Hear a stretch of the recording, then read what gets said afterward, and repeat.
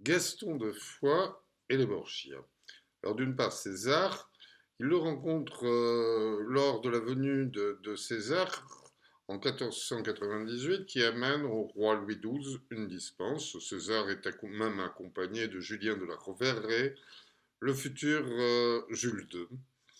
Alors là, il a été quand même bien payé pour cette dispense. Il a reçu le comté de Valentinois. Louis XII va l'aider à conquérir la Romagne.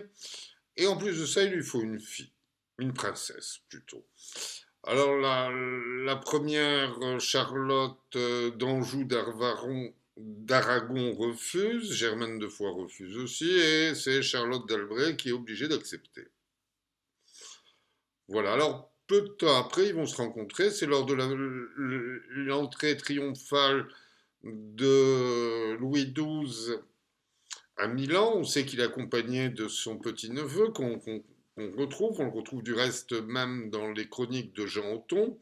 Et là, il y a toute l'Italie pratiquement, excepté les gens du royaume de Naples. Alors après ça, ils ne vont plus se revoir. César Borgia va partir à la conquête de la Romagne, il va être même accompagné par Mazarin.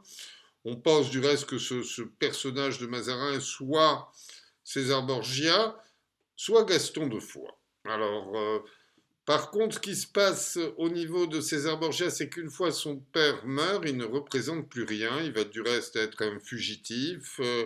Le pape Jules II, qui est Julien de la Rovere, va essayer de lui reprendre tous ses états.